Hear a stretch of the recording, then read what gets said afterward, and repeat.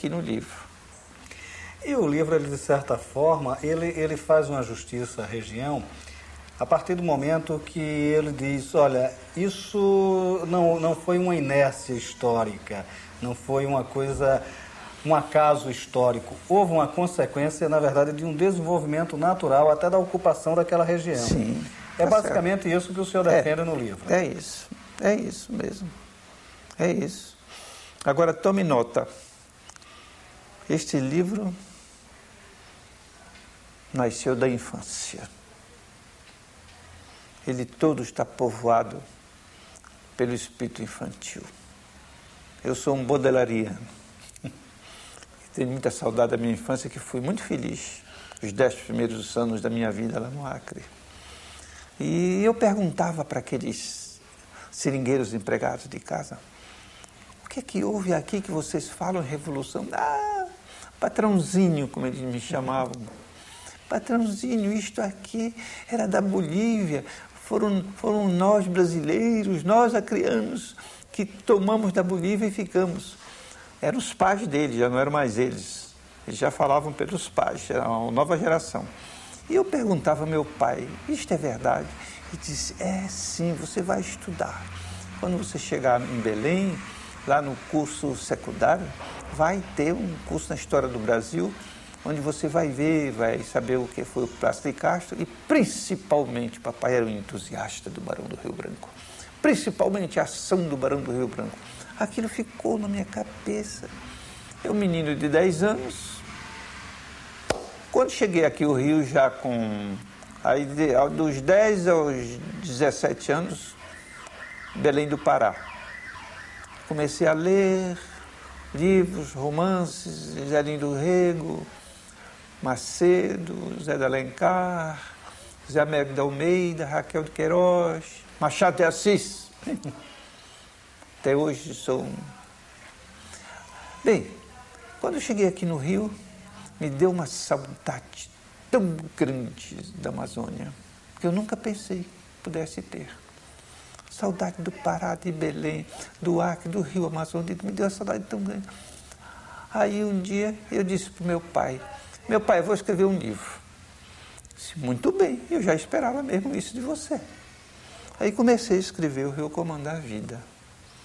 Que é Bem, então, O Rio Comanda a Vida uma prestação de contas da sua saudade. Da minha saudade. Bem, depois, continuando este meu apego sentimental, é um desses mistérios. O Camões costumava dizer em seu poema, digam os sábios da Escritura que segredos são esses da natura. Eu continuei. Aí disse, papai, eu vou escrever um livro sobre o Acre, e o título, eu quero ser assim um título que vá do Tratado de Tordesilhas até o Tratado de Petrópolis. Porque o Acre viveu de linhas de Tordesilhas, linha de Madeira, Javari, linha. E aí ele deu um apoio e eu comecei. Mas foram 5 anos, porque eu tinha que fazer pesquisas no Itamaraty, tinha que fazer pesquisas em Manaus, tinha que fazer pesquisas em Rio Branco, Acre, e tinha que fazer pesquisas em Rio Branco, Acre. E foi esse tempo todo. E escrever o livro. Você vê, era um livro longo, de muita responsabilidade, levou tempo. E o livro saiu.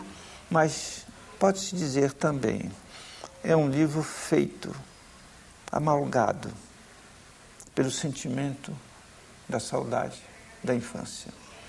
Eu sou um baudelairiano. Pronto. Leandro, foi um prazer tê-lo aqui no nosso Leituras. O prazer foi meu também. Seus livros são maravilhosos, sucessos para ele. E a gente fica esperando mais ainda. Muito obrigado. Eu estou escrevendo um livro chamado... é o seguinte, eu escrevi uns livros que Gilberto Freire ficou apaixonado. Chama-se Os Olhos Inocentes, que é Tarauacá, só. Adolescência, Vigília dos Olhos, Belém do Pará. E o Gilberto uma vez me perguntou, você não vai escrever já sobre a sua vida adulta? Eu digo, não tem o mesmo fascínio, Gilberto, não sei. Não, senhor, você vai me prometer, olhe, esses seus trabalhos têm um grande valor, inclusive para mim um valor literário. Você não entra em minúcias de tabelião, palavras dele, que é uma coisa extraordinária que muitos memorialistas entram. Você não entra. Você me promete, eu digo, prometo. Ele morreu, eu comecei a escrever, então. Entendeu? Então está aí, está até parado, porque ultimamente não tenho vontade assim, de escrever e tal. Está parado. Mas já está escrito bem, capítulos curtos, entendeu?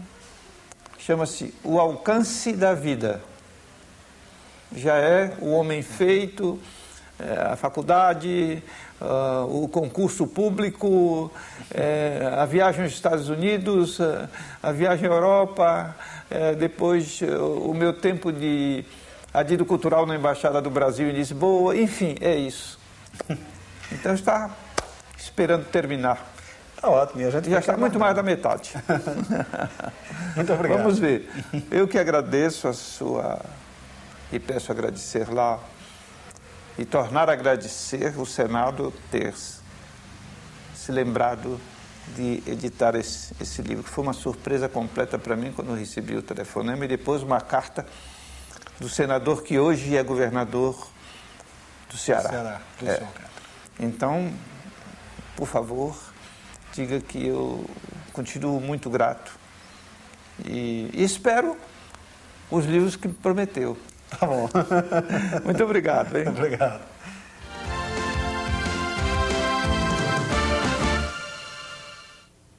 Quando estudava sociologia na Inglaterra, Gilberto Freire buscou um caminho inusitado para sua tese de conclusão de curso. Relembrando as conversas com os empregados de sua família, escreveu um relato da vida social brasileira do século XIX. Com isso, pelo menos na ensaística brasileira, inaugurou o uso da experiência pessoal como instrumento de análise científica. O biblioteconomista e gilbertólogo maior Edson Nery da Fonseca também trilha nesse rumo quando escreve seus textos. Seu mais novo livro, Subespécie Aeternitatis, Vida Monástica no Brasil e no Mundo, lançado pela editora Arx, é um bom exemplo. O título é uma expressão cunhada pelo filósofo Spinoza e pode ser traduzido como sob uma forma de eternidade.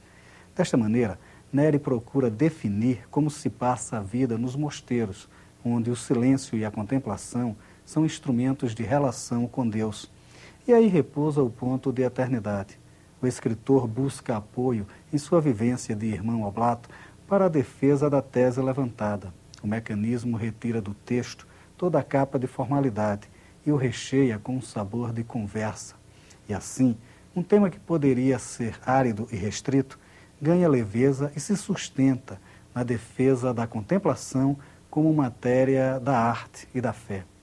E se a fé é o ponto de reflexão de Edson Nery, o tempo é o que inquieta a ensaísta Rosisca Daci Oliveira.